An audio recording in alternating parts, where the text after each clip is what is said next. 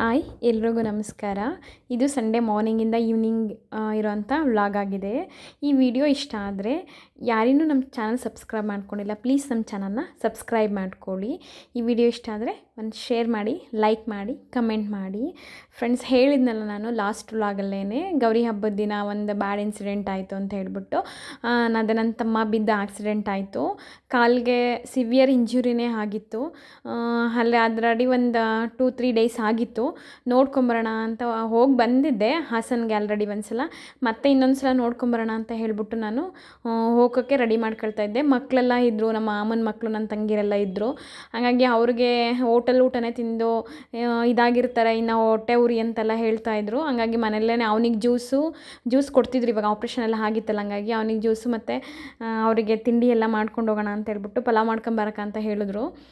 ಪಲಾವು ಮೊಸರು ಬಜ್ಜಿ ಮಾಡಿಕೊಂಡು ಹೋಗೋಣ ಅಂತ ಬೆಳಗ್ಗೆನೇ ರೆಡಿ ಆದೆ. ಇನ್ನು ಬೆಳಗ್ಗೆ 4:15ಗೆ ಎದ್ದು ಎಲ್ಲ ಬಾಕ್ಸ್ ಎಲ್ಲ ರೆಡಿ ಮಾಡ್ಕೊಂಡು 7 ಗಂಟೆಗೆ ಟ್ರೈನ್ ಇತ್ತು ಹಾಸನ್ಗೆ. ಹಂಗಾಗಿ ನಮ್ಮ ಮನೆಯವರು ಎಲ್ಲೋ ಬೇರೆ ಕಡೆ ಹೋಗೋದಿತ್ತು, ನನ್ನನ್ನು ಪಾಪನ್ನು ಬಿಡ್ತೀನಿ ಅಂತ ಹೇಳಿದ್ರು. ಹಾಗಾಗಿ ನಾವು ರೆಡಿಯಾಗಿ ಸ್ಟೇಷನ್ಗೆ ಹೋಗಿದ್ದಾಯಿತು. ಫ್ರೆಂಡ್ಸ್, ಏನೇ ಆಗಲಿ ಫ್ರೆಂಡ್ಸ್, ನಮ್ಮಂಥ ಬಡವ್ರಿಗೆ ದೇವ್ರಿಂತ ಕಷ್ಟ ಕೊಡಬಾರ್ದು. ನನ್ನ ತಮ್ಮನ ಬಗ್ಗೆ ಹೇಳ್ತಿದ್ದೀನಿ ಅಂತಲ್ಲ, ಅವ್ನು ತುಂಬ ಒಳ್ಳೆ ಹುಡುಗ ಇದ್ದ. ಒಳ್ಳೆ ಹುಡುಗ ಅಂತಂತಂದರೆ ಎಲ್ಲ ಆಗಬೇಕಾದ್ರೆ ಯಾರೂ ಹಣೆ ಬರೋಕ್ಕೆ ಯಾರೂ ಹೊಣೆ ಇರಲ್ಲ. ಆದರೆ ಅವನು ತುಂಬ ಸ್ವಾಭಿಮಾನಿನೂ ಆಗಿದ್ದ, ತುಂಬ ಚೆನ್ನಾಗಿ ಓದೋ ಹುಡುಗ. ಇಂಥವ್ನಿಗೆ ಹಿಂಗೆ ಆಗಬಾರ್ದಿತ್ತು, ಹಿಂಗೆ ಆಯಿತು ಅನ್ನೋದೇ ಬೇಜಾರು. ಇನ್ನೇನು ಹಾಸನ ಬಂತು. ಹಾಸನಲ್ಲಿ ಆಟೋ ಹಿಡಿದು ಹೋಗೋಣ ಹಾಸ್ಪಿಟಲ್ಗೆ, ಸ್ಪರ್ಶ ಹಾಸ್ಪಿಟಲ್ಲಿಗೆ ಅಡ್ಮಿಟ್ ಮಾಡಿದರು. ಹಾಗಾಗಿ ಹೋಗೋಣ ಅಂತ ಅಂದ್ಕೊಂಡು ಮಗು ಕರ್ಕೊಂಡು ನಾನು ಹೊರಟೆ. ಏನೇ ಆಗಲಿ ಫ್ರೆಂಡ್ಸ್, ಅವರು ನಮ್ಮ ರೈತರಿಗಂತೂ ಇಂಥ ಕಷ್ಟ ಬರಬಾರ್ದು. ಅವ್ರು ದುಡಿತಾರೆ, 2 ಮಕ್ಕಳು ಓದೋರು ಇದ್ದಾರೆ ಅವ್ರ ಮನೇಲಿ, ಎಲ್ಲರೂ ಚೆನ್ನಾಗಿ ಓದ್ತಿದ್ರು. ಅವರು ದುಡ್ಮೇಲೆ ಹೆಂಗೋ ಅತ್ಲಾಗ ಮಾಡ್ಕೊಂಡಿರೋರು. ದೇವ್ರ ಹಣೆ ಬರೋಕ್ಕೆ ನೋಡಿದ್ರೆ ಪಾಪ ಅಂಥ ಹುಡ್ಗಂಗೆ ಹಂಗೆ ಆಗ್ಬಿಡ್ತು. ಅವನು ಭವಿಷ್ಯಕ್ಕೆ ಎಂಥ ತೊಂದರೆ ಕೊಟ್ಬಿಡ್ತು ಅಂತಂದರೆ, ಇನ್ನೊಂದು 5-6 ತಿಂಗಳು ಸೆಕೆಂಡ್ PU ಎಕ್ಸಾಮ್ ಇದೆ ಅವನದು. ಅವ್ರ ಅಕ್ಕ ನೋಡಿದ್ರೆ ಅವಳು B.Pharm ಮಾಡ್ತಿದ್ದಾಳೆ. ಎಲ್ಲಿ ದುಡ್ಡು ಹಂಚ್ತಾರೆ? ದುಡ್ಡು ಹೋಗಲಿ, ಅವನ ಆರೋಗ್ಯ ಚೆನ್ನಾಗಿದ್ರು ಸಾಕು ಅನ್ನೋ ಒಂದು ಸಮಸ್ಯೆ ಬೇರೆ ಆಯಿತು. ಇನ್ನು ಪ್ರೈವೇಟ್ ಹಾಸ್ಪಿಟಲ್ ಆಗಿದ್ದರಿಂದ ಟ್ರೀಟ್ಮೆಂಟು ಚೆನ್ನಾಗಿತ್ತು, ದುಡ್ಡು ಹಂಗೆ ಹೋಗ್ತಿದೆ. ಬಟ್ ಹುಷಾರಾಗಲಿ ಅನ್ನೋದೇ ಒಂದು ಎಲ್ಲರದು ಆಗಿತ್ತು. ಇನ್ನು ಹಾಸ್ಪಿಟ್ಲು ಸಹ ರೀಚ್ ಆಗಿ ನಾವು ಹೋಗೋಣ ಅಂತ ಹೋದ್ವಿ. ಅವನು ನೋಡಿದ್ರೆ ಊಟನೂ ಮಾಡಬೇಕು ಅನ್ಸಲ್ಲ, ಮನೇಲಿ ಅಡುಗೆನೂ ಮಾಡಬೇಕು ಅನ್ಸಲ್ಲ, ಅಷ್ಟು ಚೆನ್ನಾಗಿದೆ ಹುಡುಗ. ಒಂದು ಕ್ಷಣದಲ್ಲಿ ಗೌರಿ ಹಬ್ಬದ ದಿನ ಪೂಜೆ ಮಾಡಿಕೊಟ್ಟ, ಗಣೇಶನ ಹಬ್ಬದ ದಿನ ಬಿದ್ದ ಅನ್ನಂಗೆ ಆಯಿತು. ಯಾರು ತಪ್ಪು ಯಾರು ಸರಿ ಅಂತ ಈ ವಿಮರ್ಶನೆ ಮಾಡೋಂಗಿಲ್ಲ. ನೋಡಿದ್ರೆ ಅವನದು AB ಪಾಸಿಟಿವ್ ಇತ್ತು. ಬ್ಲಡ್ ಆಲ್ರೆಡಿ ವೇನ್ಸ್ ಆಪ್ರೇಷನ್ ಆಗಿರೋದ್ರಿಂದ ಅವನಿಗೆ ಬ್ಲಡ್ ಬೇಕೇ ಆಗಿತ್ತು. ಎಲ್ಲ ಕಡೆ ಸ್ಟಾಕ್ ಇಲ್ಲ, ಆಲ್ರೆಡಿ ಹಾಕಿದ್ರು 4-5 ಹಂಗಾಗಿ ಮತ್ತೆ ಸಿಗಲಿಲ್ಲ. ಬ್ಲಡ್ ತಗೊಳ್ಳೋದು ಇಷ್ಟು ಕಷ್ಟ ಅಂತ ನನಗೂ ಗೊತ್ತಿಲ್ಲ ಫ್ರೆಂಡ್ಸ್. ನಾನು ನೋಡ್ತಿದ್ದೆ, ಈ ಸೀರಿಯಲ್ TVಲೆಲ್ಲ ನೋಡ್ತಿದ್ದೆ, ಹಿಂಗೆ ಬ್ಲಡ್ಡಿಗೆ ಇಷ್ಟೊಂದೆಲ್ಲ ಒದ್ದಾಡಬೇಕಾಗುತ್ತೆ ಅಂತ. ನಾನು ಅವತ್ತು ಹೋಗಿ ಅನುಭವಿಸ್ದಾಗಲೇ ನನಗೂ ಗೊತ್ತಾಗಿದ್ದು, ಎಷ್ಟು ಜನನ ಅಲ್ಲಿ ಸ್ಟಾಕ್ ಹಾಸನಲ್ಲಿ ಸಿಗಲೇ ಇಲ್ಲ. ಕೊನೆಗೆ ನೋಡಿದ್ರೆ ಯಾರೋ ಹಿಂಗೆ ಫೋನ್ ಮಾಡಿದೆ, ಅಲ್ಲಿ ಬ್ಲಡ್ ಬ್ಯಾಂಕಿಗೆ ಹೋಗ್ಬಿಟ್ಟು ಯಾರೋ ಒಬ್ಬರು ಆಟೋದವ್ರು ಬಂದು ಕೊಟ್ಟೋದ್ರು. ಅಕ್ಕ, ರೈತರು ಅಂತೀರಾ ನೀವು, 17 ವರ್ಷದ ಹುಡುಗ ಅಂತೀರ ಕಣಕ್ಕ, ನಾನು ಅಂಥವನಿಗೆ ನಾವು ಇದು ಮಾಡ್ಬೇಕೇನಕ್ಕ ಅಂತೇಳಿ ಪಾಪ ಯಾರು ವಾಲಂಟಿಯರಾಗಿ ಬಂದು ಆಟೋದವ್ರು ಬಂದು ಕೊಟ್ಟೋದ್ರು. ಇನ್ನು ನೋಡಿದ್ರಲ್ಲ ಫ್ರೆಂಡ್ಸ್, ಅವ್ನ ಕಾಲನ್ನ ಇಲ್ಲಿ ವಿಡಿಯೋ ಮಾಡಿಲ್ಲ, ಆಗ್ತಿಲ್ಲ ವಿಡಿಯೋ ಮಾಡೋಕ್ಕೆ, ಯಾಕೆಂತಂದ್ರೆ ಅದು ನೋಡೋಕ್ಕೆ ಆಗ್ತಿಲ್ಲ ಕಾಲನ್ನ. ಹಂಗಾಗಿ ಇನ್ನು ತುಂಬ ಹೊತ್ತು ಇನ್ನು ಇದ್ದೇ ಸಂಜೆ ಆಗಲಿಲ್ಲ. ಇನ್ನು ನನಗೆ ಲೇಟ್ ಆಗುತ್ತೆ ಅಂತ ಅಂದ್ಬಿಟ್ಟು ಅವನನ್ನು ಮಾತಾಡಿಸ್ಕೊಂಡು ಮತ್ತೆ ರಿಟರ್ನ್ ಮೈಸೂರಿಗೆ ಹೋಗೋಣ ಅಂತ ಹೇಳ್ಬಿಟ್ಟು 2:15ಗೆಲ್ಲ ಟ್ರೈನ್ ಇತ್ತು. ಅವ್ರಿಗೆಲ್ಲ ಹೇಳಿ ಅವನಿಗೆ ಮಾತಾಡಿಸಿ ಸಮಾಧಾನ ಮಾಡಿ ಬಿಟ್ಟು ಬಂದಿದ್ದಾಯಿತು. ತುಂಬ ಕಷ್ಟ ಫ್ರೆಂಡ್ಸ್. ಏನಕ್ಕೆ ನಾನು ಈ ವಿಡಿಯೋ ಮಾಡೋ ಪರಿಸ್ಥಿತಿಲೂ ಇರಲಿಲ್ಲ ನನಗೆ. ಯಾಕೆ ಅವನು ಅಷ್ಟು ನಮಗೆ ಫೀಲ್ ಆಗ್ತಾನೆ ಅಂತಂತಂದರೆ, ನಾನು ಚಿಕ್ಕ ಹುಡುಗಿಂದನೂ ನಾನು ಅವನ ಜೊತೆನೇ ಇದ್ದಿದ್ದು, ಅವನು ನನ್ನ ಜೊತೆಲೇ ಇದ್ದಿದ್ದು ಹುಡುಗ, ನಾನು ಜೊತೆಲಿ ಸಾಕಿದ ಹುಡುಗ. ಹಾಗಾಗಿ ಸ್ವಂತ ತಮ್ಮಗಿನ ಹೆಚ್ಚು ಅವನನ್ನು ನೋಡೋ ಪರಿಸ್ಥಿತಿ, ಇಂಥ ಪರಿಸ್ಥಿತಿಲಿ ನೋಡ್ತೀವಲ್ಲ ಅನ್ನೋದೇ ಒಂದು ಬೇಜಾರಂದರೆ ಬೇಜಾರಾಗೋಗಿತ್ತು. ಈಗ ನಾನು ಏನೇ ಹೇಳ್ತಿದ್ದೀನಿ ಅಂತಂದರೆ, ತಮ್ಮನೇಲಲ್ಲಿ ಫ್ರೆಂಡ್ಸ್, ಎಲ್ಲರ ಮನೆಯಲ್ಲೂ ಎಲ್ಲ ಊರಲ್ಲೂ ಇದು ನಡೆದಿರುತ್ತೆ ಅನಿಸುತ್ತೆ ಇನ್ಸಿಡೆಂಟು. ನಾನು ಅದಕ್ಕೆ ಹೇಳ್ತಿರೋದು ಫ್ರೆಂಡ್ಸ್. ನಾನು ಅಲ್ಲಿ ವಾಸ್ತವ ಏನು ನಡೆಯುತ್ತೆ ಅನ್ನೋದು ಗೊತ್ತಿಲ್ಲ. ಮನೇಲಿ ಹಿರಿಯರು ಇರ್ತಾರೆ, ಅದನ್ನು ತಡ್ಕೊಳ್ಳೋ ಅಪ್ಪ ಅಮ್ಮನಿಗೂ ತಡ್ಕೊಳ್ಳೋ ಶಕ್ತಿ ಇರಲ್ಲ. ಈಗ ನೋಡಿರಿ, ನಾನು ಇಲ್ಲೇ ತೊಗೊಳ್ಳೋಣ, ನಮ್ಮ ಮನೇಲಿ ನಮ್ಮ ಮಾಮನ ಮತ್ತೆ ಬಂದಿಲ್ಲ ಅವನು ನೋಡೋಕ್ಕೆ. ಯಾಕೆಂದರೆ ಅದನ್ನು ನೋಡಿ ತಡ್ಕೊಳ್ಳೋ ಅಂತ ಇದು ಇಲ್ಲ. ನಮ್ಮ ಮಕ್ಕಳೇ ನೋಡ್ಕೊಳ್ತಿದ್ದಾರೆ, ಇನ್ನು ನಮ್ಮ ಮಾಮವ್ರು ಬೇರೆಯವರೆಲ್ಲ ಇದ್ದಾರೆ ನೋಡ್ಕೊಳ್ತಿದ್ದಾರೆ. ಮನೇಲಿ ವಯಸ್ಸಾದವರೆಲ್ಲ ಇದ್ದಾರೆ. ಬಟ್ ಅಲ್ಲಿ ಜನಗಳಲ್ಲಿ ಏನು ನಡೀತಿದೆ ಅಂತ ಗೊತ್ತಿಲ್ಲ.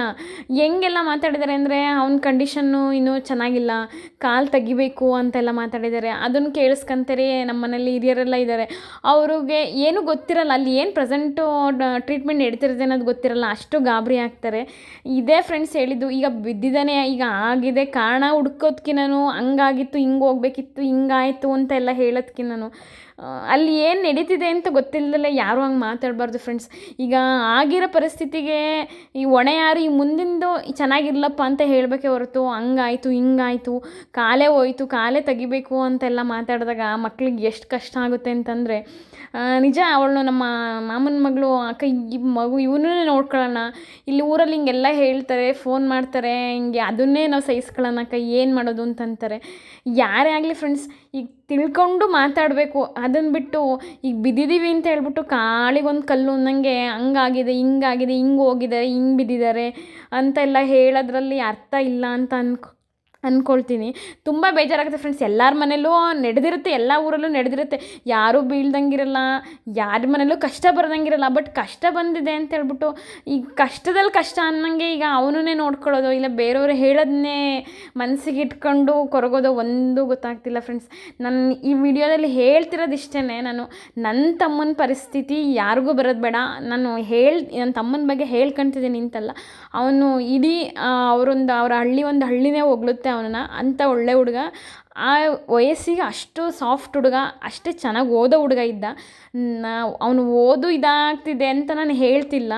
ಯಾವ ವಿಡಿಯೋ ನೋಡ್ತಾ ಇದ್ದೀರಾ ಎಲ್ಲ ಪೇರೆಂಟ್ಸಲ್ಲೂ ನಾನು ಮನವಿ ಇಷ್ಟೇ ಮಾಡ್ಕೊಳ್ಳೋದು. ನಾನು ಅವತ್ತೇ ಹೇಳಿದ್ದೀನಿ, ನಿಮ್ಮ ಮಕ್ಕಳು ಎಷ್ಟೇ ಆಗಿದ್ರೂ ಪರವಾಗಿಲ್ಲ, ಎಷ್ಟೇ ಚೆನ್ನಾಗಿದ್ರೂ ಪರವಾಗಿಲ್ಲ, ಹೆಂಗೆ ಓಡಿಸೋ ಕೆಪಾಸಿಟಿ ಇದ್ರೂ ಪರವಾಗಿಲ್ಲ, ಒಂದು ಹಂತದ ಬರೋವರೆಗೂ ನೀವು ಯಾರಿಗೂ ಸಹ ಬೈಕ್ ಕೊಡಬೇಡ್ರಿ. ಈಗ ನಮ್ಮ ಹುಡುಗರು ಹೋಗ್ತಾನೆ ಇದ್ರೆ ಯಾರೋ ಹೊಡ್ಕೊಂಡೋದ್ರು, ಇಲ್ಲಿ ನಡೆದಿರೋದಿಷ್ಟು. ಈಗ ಆಗ ಇಂಥ ಪರಿಸ್ಥಿತಿ, ಅವರೇ ಚೆನ್ನಾಗಿ ಓಡಿಸಿದ್ರು ಯಾರೋ ಹೊಡ್ಕೊಂಡು ಹೋಗ್ಬೋದು. ಅದು ಎಕ್ಸ್ಪೆಷಲಿ ನಾನು ಹೇಳ್ತಿರೋದಂತಂದರೆ 5 ಗಂಟೆ ಮೇಲೆ ಯಾವುದೇ ಕಾರಣಕ್ಕೂ ಮಕ್ಳಿಗೆ ಸಹ ನೀವು ಬೈಕ್ ಕೊಡಬೇಡಿ. ನೀವು ಕಲಿಸಲ್ಲ ಅಂತ ಹೇಳ್ತಿಲ್ಲ, ಬಟ್ ಅವರು ಒಂದು ಹಂತಕ್ಕೆ ಬಂದು ಅವ್ರು ತಗೊಂಡೋಗೋವರೆಗೂ ಯಾರು ಸಹ ಬೈಕ್ ಅವ್ರ ಕೈಲಿ ಕೊಡಬೇಡ್ರಿ. ಮತ್ತು ಈ ವಿಡಿಯೋ ನೋಡ್ತಿರೋ ಮಕ್ಳು ಯಾರಾದರೂ ಇದ್ರೂ ಅಷ್ಟೇ ಫ್ರೆಂಡ್ಸ್, ಇವತ್ತಿನ ಕಾಲದಲ್ಲಿ ಮಕ್ಕಳಾಗೋದೇ ಕಷ್ಟ. ಅಂಥದ್ರಲ್ಲಿ ಇನ್ನು ಒಂದೊಂದು ಮಕ್ಳಿರ್ತಾರೆ, ಒಂದೊಂದು ಮಕ್ಳಿಗೆ ಏನೋ ನನ್ನ ತಮ್ಮ ಕಾಲಿಗಾಯಿತು ಹೋಯ್ತು, ಅವ್ನ ಕಾಲು ಚೆನ್ನಾಗಿ ಆಗುತ್ತೆ ಆಗಲ್ಲ ಅಂತ ನಾನು ಹೇಳ್ತಿಲ್ಲ. ಬಟ್ ತಲೆಗೇನಾದರೂ ಏನಾದರೂ ಆಗಿದರೆ, ಹೆಚ್ಚು ಕಮ್ಮಿ ಆಗಿದರೆ ಅವ್ರ ತಂದೆ ತಾಯಿ ಏನಾಗಬೇಕು, ಅದಕ್ಕೆ ಫ್ರೆಂಡ್ಸ್ ನಾನು ಹೇಳ್ತಿರೋದು. ಮಕ್ಕಳು ನೋಡ್ತಿದ್ರು ಅಷ್ಟೇ ಈ ವಿಡಿಯೋ ನಾನು ಹೇಳ್ತಿರೋದು. ದಯವಿಟ್ಟು ನಿಮಗೆ ಆ ವಯಸ್ಸು ನಮ್ಗೆ ಅರ್ಥ ಆಗುತ್ತೆ, ಆ ಏಜು ಟೀನೇಜು ಅದು ನಿಮಗೆ ಹಂಗೆ ಇರುತ್ತೆ ಫೀಲು, ನಂಗೆ ಫಾಸ್ಟಾಗಿ ಓಡಿಸ್ಬೇಕು, ಹಂಗೆ ಮಾಡಬೇಕು, ಇದೇ ಕಮ್ಮಿ ಓಡಿಸ್ತಿರೋದೇ ಕಮ್ಮಿ ಅಂತೆಲ್ಲ ಇರುತ್ತೆ. ತಿಳ್ಕೊಂಬಿಡ್ರಿ. ಆದಮೇಲೆ ಅನುಭವಿಸೋ ನೋವಿದೆಯಲ್ಲ, ಮನೆ ಮಂದಿ, ನೀವು ನೋವು ಅನುಭವಿಸೋದ್ರಲ್ಲಿ ಮನೆ ಮಂದಿ ಪ್ರತಿ ಒಬ್ಬರೂ ಸಹ ಕೊರಗಬೇಕಾಗುತ್ತೆ. ಹಂಗಾಗಿ ಯಾವ ವಿಡಿಯೋ ನೋಡ್ತಿರೋ ಮಕ್ಕಳು ದಯವಿಟ್ಟು ನಿಮ್ಮದು ಒಂದು ಹಂತ ಏಜ್ ಬರೋವರೆಗೂ ಸಹ ಬೈಕ್ನ ನಿಧಾನಕ್ಕೆ ಓಡಿಸಿ. ನಾನು ಆಗಲಿಲ್ಲ ಅಂದರೆ ತಗೊಂಡು ಹೋಗಲೇಬಿಡ್ರಿ. ನೀವು ಜೊತೇಲಿ ಹೋದ್ರೂ ಪರವಾಗಿಲ್ಲ, ಲೇಟ್ ಆದರೂ ಪರವಾಗಿಲ್ಲ. ನಿಮ್ಮದು ಒಂದು ಏಜ್ ಬಂದಮೇಲೆ ನಿಮ್ಮನ್ನು ಯಾರೂ ಸಹ ನಿಮ್ಮ ಪೇರೆಂಟ್ಸು ತಡೆಯಲ್ಲ, ಕೊಟ್ಟೇ ಕೊಡ್ತಾರೆ ಬೈಕ್ನ. ದಯವಿಟ್ಟು ಭವಿಷ್ಯ ಹಾಳು ಮಾಡ್ಕೊಂಬಿಡ್ರಿ. ಆ ಭವಿಷ್ಯ ಅನ್ನೋದಕ್ಕಿಂತ ನೋವು ತಿನ್ನೋದಿದೆಯಲ್ಲ, ಭಾರಿ ಕಷ್ಟ ಫ್ರೆಂಡ್ಸ್. ನಾನು ಅನುಭವಿಸ್ಬಿಟ್ವಿ ಹಾಸ್ಪಿಟ್ಲಲ್ಲಿ, ನರ್ಕನೇ ಅನುಭವಿಸ್ದಂಗೆ ಆಗ್ತಿದೆ ನನ್ನ ತಮ್ಮನ ನೋಡಿ. ನಮಗೆ ಏನು ಹೇಳೋದು ಫ್ರೆಂಡ್ಸ್. ಅದು ಎಷ್ಟೇ ಫ್ರೆಂಡ್ಸ್ ನಾನು ರಿಕ್ವೆಸ್ಟ್ ಮಾಡ್ಕೊಳ್ಳೋದು, ಯಾವ ಪೇರೆಂಟ್ಸು ಅಷ್ಟೇ, ನಿಮ್ಮ ಮಕ್ಕಳು ಎಷ್ಟೇ ಚೆನ್ನಾಗಿ ಓಡಿಸಿದ್ರು ಸಹ ನೀವು ಒಂದು ಹಂತ ಬರೋವರೆಗೂ ಅವ್ರಿಗೆ ಬೈಕ್ ಯಾವುದೇ ಕಾರಣಕ್ಕೂ ಕೊಟ್ಬಿಡ್ರಿ. ಮಕ್ಕಳು ಅಷ್ಟೇ, ನಮ್ಮಲ್ಲಿ ಕೊಟ್ಟಿದ್ದಾರೆ ಅನ್ನೋ ಕ್ರೇಜಲ್ಲಿ ನೀವು ಬೈಕ್ ಮಾತ್ರ ಯಾವುದೇ ಕಾರಣಕ್ಕೂ ಫಾಸ್ಟಾಗಿ ಹೋಗ್ಬಿಡ್ರಿ. ನೀವು ಸರಿಯಾಗಿ ಹೋದ್ರೂ ಪಕ್ಕದಲ್ಲಿ ಸರಿಯಾಗಿ ಬರ್ತಿರಲ್ಲ. ಇದೇ ಸಾಕ್ಷಿ ನನ್ನ ತಮ್ಮನ ಇದರಲ್ಲಿ. ದಯವಿಟ್ಟು ಫ್ರೆಂಡ್ಸ್, ಏನು ಈ ವಿಡಿಯೋದಲ್ಲಿ ನಾನು ಹೇಳಬೇಕು ಅಂತಿರೋದು ಇಷ್ಟೇ. ದಯವಿಟ್ಟು ಹುಷಾರಾಗಿರಿ. ನಿಮ್ಮನ್ನು ನಂಬ್ಕೊಂಡು ನಿಮ್ಮ ಅಪ್ಪ ಅಮ್ಮ ಇರ್ತಾರೆ, ನೀವೇ ಅವ್ರಿಗೆ ಜೀವನ ಆಗಿರ್ತೀರ, ನೀವೇ ಭವಿಷ್ಯ ಆಗಿರ್ತೀರ. ನಿಮ್ಮ ಮೇಲೇ ಅವ್ರ ಕಷ್ಟ ಸುಖ ಎಲ್ಲದನ್ನು ಸಹ ನಿಮ್ಮ ಮೇಲೆ ಸುರಿದಿರ್ತಾರೆ. ನಿಮ್ಮ ಭವಿಷ್ಯದ ಮೇಲೇ ಅವ್ರ ಜೀವನ ನಿಂತಿರುತ್ತೆ. ಅವ್ರು ಒಂದೊಂದು ರೂಪಾಯಿಗೂ ಸಹ ಅವರು ಯೋಚನೆ ಮಾಡಿ ಒಂದೊತ್ತು ಊಟ ಮಾಡಿ ಇನ್ನೊಂದೊತ್ತು ನಾನು ಊಟ ಬಿಟ್ಟರು ನನ್ನ ಮಕ್ಕಳಿಗೆ ಅಂತ ಸಾಕಿರ್ತಾರೆ. ಎಲ್ಲ ತಂದೆ ತಾಯಿಗಳು ಇಷ್ಟೇ, ಹಿಂಗೆ ಸಾಕಿರ್ತಾರೆ. ಅವು ತಂದೆ ತಾಯಿಂದ ಯೋಚನೆ ಮಾಡಿರಿ, ನಿಮ್ದು ಯೋಚನೆ ಮಾಡಿಬಿಡ್ರಿ. ನಿಮ್ದು ಆದಮೇಲೆ ನಿಮ್ಮದು ಓಡಿಸುವಂತ್ರಿ, ಮಾಡುವಂತ್ರಿ. ಮುಂದಿನ ಭವಿಷ್ಯ ಯೋಚನೆ ಮಾಡಿ. ಇಷ್ಟೇ ಫ್ರೆಂಡ್ಸ್, ನಾನು ಈ ವಿಡಿಯೋ ಮುಖಾಂತರ ನಾನು ಹೇಳೋಕ್ಕೆ ಇಷ್ಟಪಡೋದು. ಇದಾಗಿತ್ತು ನನ್ನ ಇವತ್ತಿನ ವ್ಲಾಗ್. ಈ ವಿಡಿಯೋ ಏನಾದರೂ ಇಷ್ಟ ಆದರೆ ಶೇರ್ ಮಾಡಿ, ಲೈಕ್ ಮಾಡಿ, ಕಮೆಂಟ್ ಮಾಡಿ. ನಾನು ಪರ್ಸ್ನಲ್ಸ್ ಇದು ಹೇಳ್ಬೇಕು ಅಂತಂದರೆ ನಾನು ತಮ್ಮನ ದೃಷ್ಟಿ ನೋಡ್ಕೊಂಡು ಹೇಳಿದೆ, ಬೇರೆ ಯಾವುದೂ ನನಗೆ ಇಂಟೆನ್ಷನ್ ಇರಲಿಲ್ಲ ನನಗೆ. ಯಾಕೆಂತಂದರೆ ನಾವು ಅನುಭವಿಸಿದ ನೋವು, ನನ್ನ ತಮ್ಮ ಅನುಭವಿಸಿದ ನೋವು ಯಾರೂ ಅನುಭವಿಸ್ಬಾರ್ದು ಅನ್ನೋ ಕಾರಣಕ್ಕೋಸ್ಕರ ನಾನು ಒಂದು ವಿನಂತಿ ನಾನು ಮಾಡ್ಕೊಳ್ತಾ ಇದ್ದೀನಿ. ಇಷ್ಟೇ ಫ್ರೆಂಡ್ಸ್, ಇನ್ನೇನು ನಾನು ಹೇಳೋಂಥದ್ದಿಲ್ಲ. ಈ ವಿಡಿಯೋ ಇಷ್ಟ ಆದರೆ ನಾನು ಮತ್ತೊಮ್ಮೆ ಹೇಳ್ತಾ ಇದ್ದೀನಿ, ಶೇರ್ ಮಾಡಿ, ಲೈಕ್ ಮಾಡಿ, ಕಮೆಂಟ್ ಮಾಡಿ. Thank you for watching.